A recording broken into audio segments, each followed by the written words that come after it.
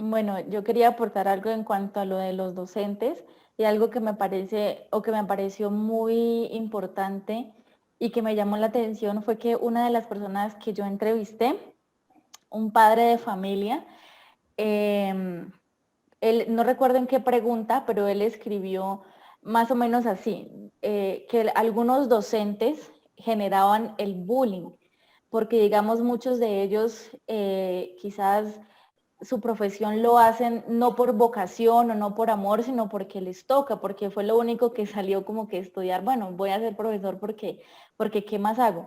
Entonces no es algo que ellos desempeñan como por vocación, porque aman a los niños, porque sí, porque les gusta enseñar. Entonces cuando se presenta un caso de estos de dificultad de aprendizaje, entonces ¿qué hacen ellos? Lo que hacen es quizás burlarse del niño, hacer que sus compañeritos se burlen del niño. Entonces, eso en lugar de ayudar, lo que va a hacer es que va a generar más consecuencias, que el niño posiblemente entre en una ansiedad, en depresión y que esto posiblemente lo lleve al suicidio, porque se encierra tanto en que sus compañeros, en que su profesor le hace bullying, lo molesta, y esos niños posiblemente nunca le cuentan esas cosas a sus padres, porque un factor puede ser que sus padres quizás le hacen lo mismo, entonces ellos no tienen la suficiente confianza como que de hablar, como que de desahogarse, como decir, me está pasando esto, necesito ayuda. Entonces, ¿qué hacen ellos? La única solución o la salida que encuentran es quizás hundirse en su depresión, en su ansiedad, y pues esto los puede llevar ya a un, pues hablando ya en términos mayores, a un suicidio. Entonces me pareció eso muy importante y lo resalto de que muchos docentes son los que quizás generan estas burlas en las mismas aulas de clase. Entonces me parece muy importante y de admirar a los docentes que enseñan por amor, por vocación, porque les gusta y que ayudan a sus alumnos, porque quizás muchos piensan, no, pero igual eso es deber de sus padres, eso es deber del psicólogo, ¿sí? Yo solamente me dedico a enseñar y pues si no aprende, pues allá verá al papá, allá verá así, al que le interese. Pero hay docentes que en realidad se preocupan porque el estudiante progrese, porque sus compañeros también lo apoyen y pueda superar esa dificultad, porque es algo que posiblemente se pueda superar con tutoría, con alguna cosa, se podrá, como lo que decía el Jorge, puede ser algo de chequeo, ¿sí? De evaluación, de diagnóstico médico, psicológico, y que se pueda superar, que se pueda aliviar. Entonces, me pareció importante resaltar ese punto. Yo opino En que eso, la... en eso sí tienes razón el padre de familia que tú entrevistaste. ¿Sabes por qué? Porque aquí en la casa hubo un caso parecido. Una sobrinita, hija de, por cierto, mi hermana es docente y el profesor de matemáticas delante de los alumnos porque ella como que le daba temor, no sé, cuando tenía alguna clase, una exposición, un examen. Entonces le dijo delante de los alumnos, esta niña no da ni para adelante, pues así como acá en la costa uno habla, ni para adelante ni para detrás, no sé qué hacer con ella. Y ella vino llorando, dijo Qué que no iba más pecado. para ese colegio, que ese pedazo de colegio no le gustaba, que no sé qué, que le exhibió, profesor. Total que yo tuve que hablar con la mamá, con mi hermana y le dije de que tenía que hablar con el rector. O sea, porque son cosas, uno Sí. como docente tiene que mirar qué alumno nos rinde y dedicarle más tiempo, darle confianza, darle, empoderarlo de la del área, decirle tú puedes, mira qué dificultad tienes, si es preciso me quedo contigo, vamos a repetirte, vamos a colocarte con un compañero que tú tengas confianza para que te explique. Esto es así, o sea, eso es lo que debe hacer un verdadero docente con vocación, como dijo la compañera. No juzgarlo porque no de pronto ese niño de pronto es bastante cohibido, muy tímido, o le da temor, digamos, estudia. Porque a mí me consta que la niña estudiaba, ella tenía una persona que la ayudaba y ella se preparaba cuando llegaban al colegio quedaban con la mente en blanco. Entonces era como que le tenía temor al profesor porque siempre como que la acosaba, la tenía, y ahí es donde tiene razón el padre de familia que la compañera estaba comentando. ¿Por qué? Porque un docente no debe juzgar ni condenar a un alumno que no te rinda. Al contrario, debe ser la persona que tú más tiempo le dediques para tratar de superarla, para que pueda, o sea, ahí es donde se ve la calidad del docente. Porque si Ni tú, tener favoritos. exactamente, si tú en vez de ayudarlo, lo que hace es condenarlo, ahí quien está fallando es el docente, no el estudiante. Sí, ahí.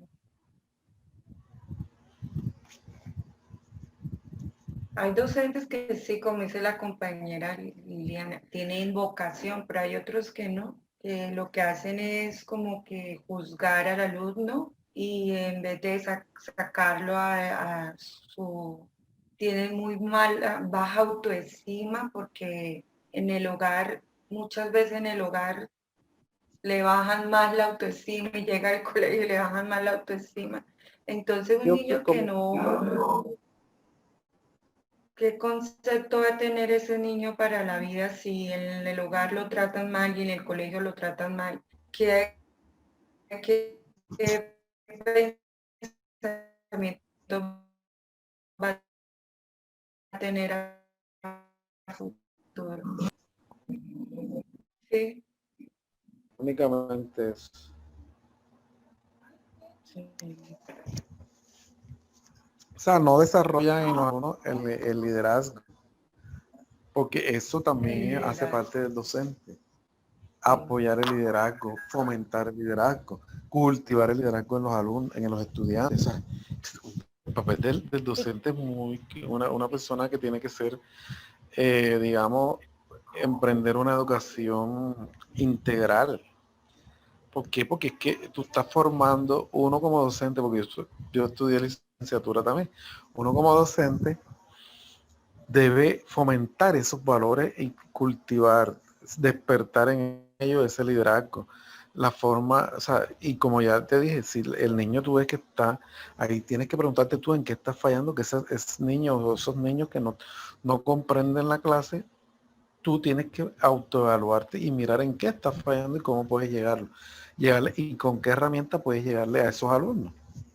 Porque Ajá. si ellos no te entienden, debe ser por alguna dificultad que tú tengas para transmitir los conocimientos.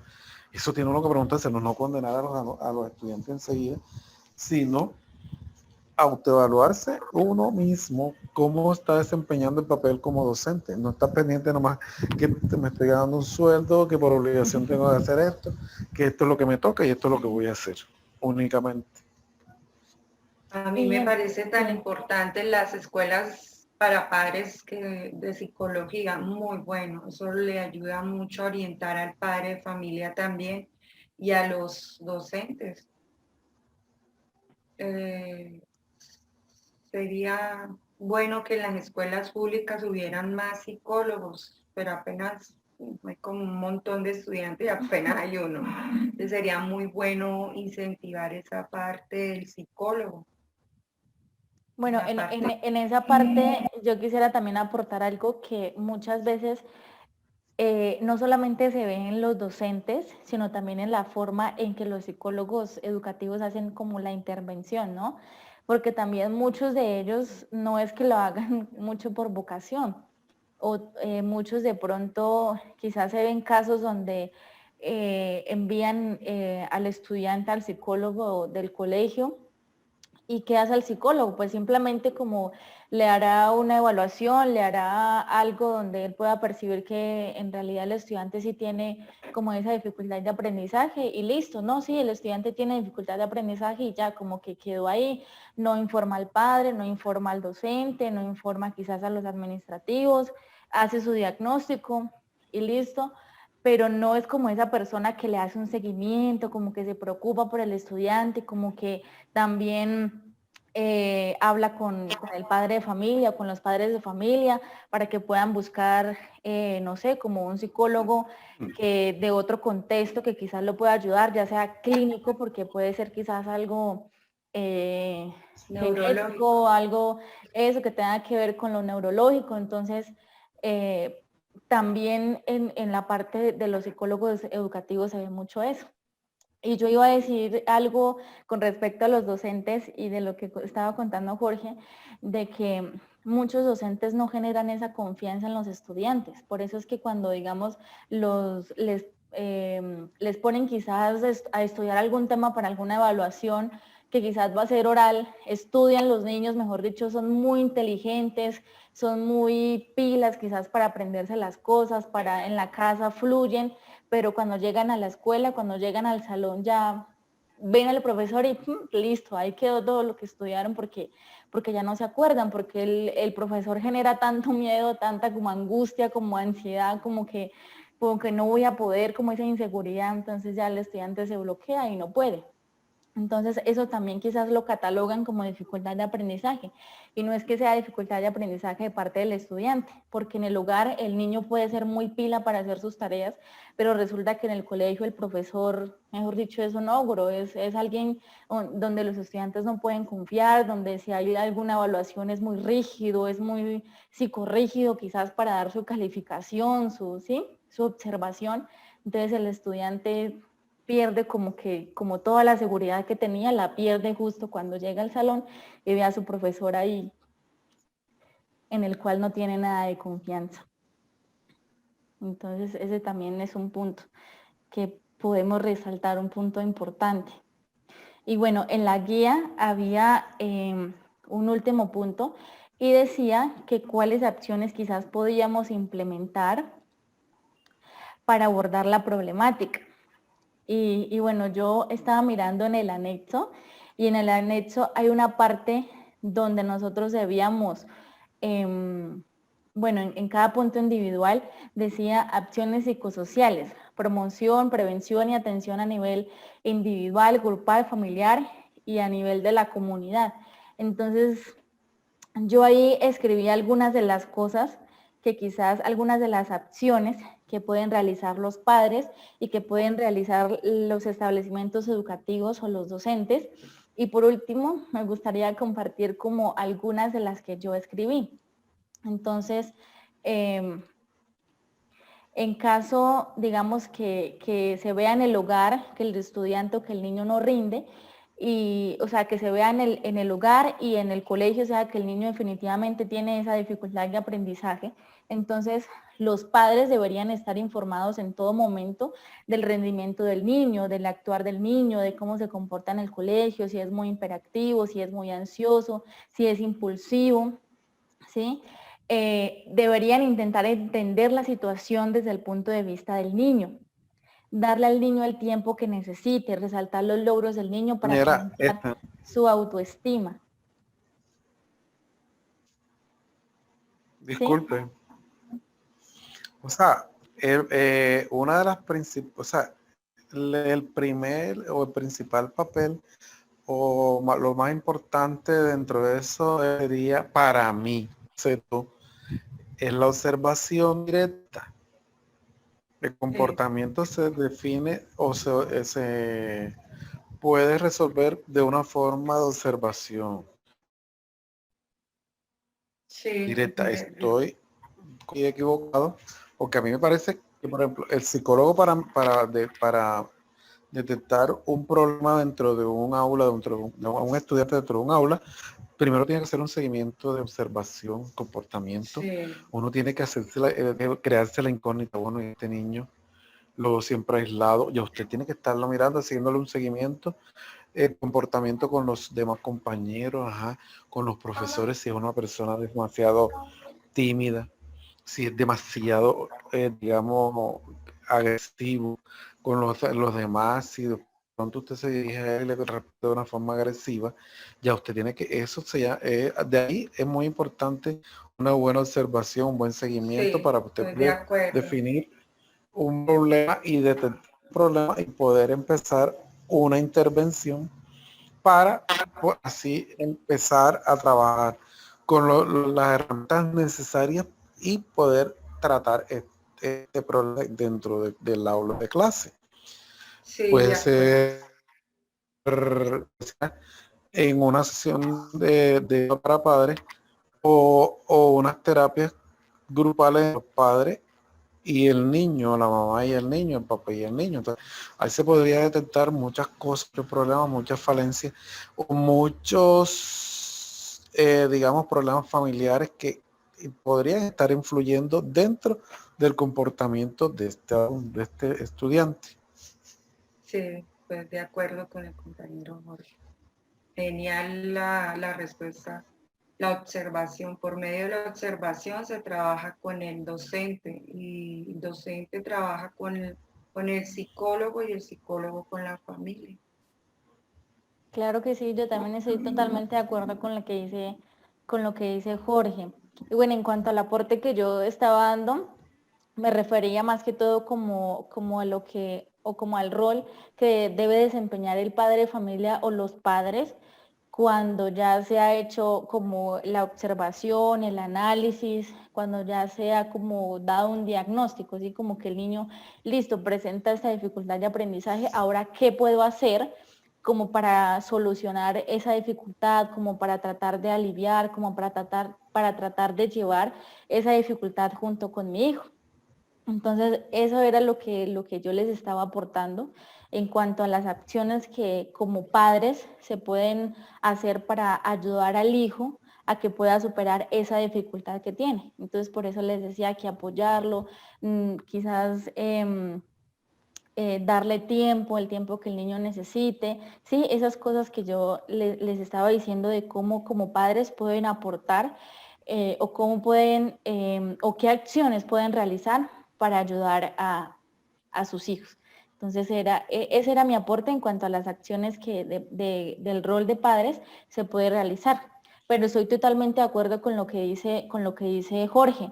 Y ese paso me parece importante porque ese es como el primer paso que se debería dar porque muchos padres no se dan cuenta de que el niño está teniendo esa dificultad, sino que se da, digamos, el psicólogo, por medio de la observación, del seguimiento que le ha hecho al estudiante, se ha dado cuenta de que el niño presenta quizás o es diferente a los otros niños. Entonces, él le ha hecho la observación, el análisis, el seguimiento, ya como que ya está como en el punto de hacerle un llamado al niño, al joven, ¿sí? Como para empezar ya como a trabajar con eso que tiene el niño, el joven, como para, digamos, empezar a hacer como el tratamiento, más o menos así como que hacen el psicólogo educativo en la institución, para poder darle la información al padre o al docente que necesita para que ellos puedan, ahí en ese momento, entonces ahí sí, como que buscar o mirar qué acciones ellos pueden o de qué manera pueden aportar para que el niño pueda superar esa dificultad. Entonces, ese era mi aporte, mi último aporte. Eliana,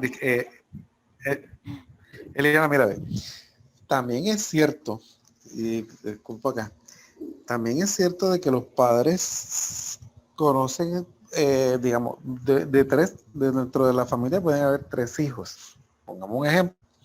Cada uno con una personalidad diferente. Ya los padres tienen que ir detectando el comportamiento a través de la observación que hacen dentro de la socialización que tienen en su hogar, cómo se comportan. O sea, que de pronto puede ver el que es egoísta, el que es problemático, el que es un poquito más sumiso. Y ahí él va haciéndose un concepto de cada uno. También el papel de los padres, pero hay que mirar también, muchos padres de familia no tienen digamos, la suficiente formación académica para afrontar una orientación de unos niños. De ahí es la importancia de que ellos miren cómo es el comportamiento de cada uno de sus hijos y sopesar cuál de pronto se les va saliendo de las manos o cuál de problema y de ahí también dispara la importancia que tiene que los padres estén en contacto con profesores y con los docentes y con el psicólogo de las instituciones educativas, porque muchas veces el comportamiento que tienen acá en el hogar es muy diferente al que tienen en el colegio. Ya me entendieron, me hago entender. Sí, yo lo Entonces entendí. ellos, en el momento que de pronto no tengan esa formación para sentarlo, orientarlo y decir que ya sientan de que se les está saliendo de las manos con la situación actual del país de violencia y que de pronto ellos detecten dentro de su hogar uno de sus hijos que tenga problemas, que no tiene buen comportamiento en el colegio, que no está presentando buenos resultados académicos debido a su comportamiento violento y allá en el colegio es igual, de igual forma. Es muy importante esa comunicación, este canal permanente entre padres, docentes y psicólogos para poder orientar, porque muchas veces los padres no tienen las herramientas, no tienen la formación para orientar a esos jóvenes que se están formando o que prácticamente se están saliendo de,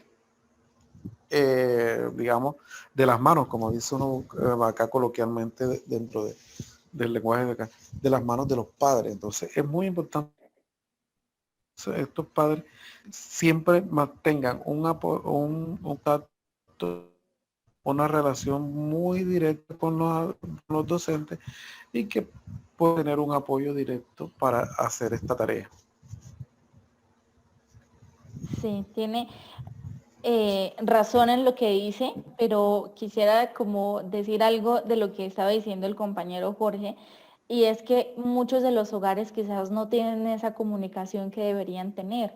Quizás los hogares que son como más de estrato alto, donde los padres trabajan y los niños quedan al cuidado de los abuelos o quedan al cuidado de alguna persona que contrataron para que cuide el niño, una niñera, o una persona así para que cuide al niño mientras ellos trabajan. Entonces muchos de esos padres quizás no se dan cuenta de los problemas que están teniendo los niños, porque no les queda tiempo ni para hablar con los hijos, ni para ir a preguntar quizás al jardín, al colegio, a la escuela, donde se encuentra el niño estudiando, cómo es el rendimiento. Muchas veces ni ellos van por los boletines, ¿sí? Por las calificaciones, a ver cómo va el niño, si perdió el año, si pasó el año. Muchos de esos padres son o sea, como desentendidos de esas cosas, como de de lo que sucede con sus hijos.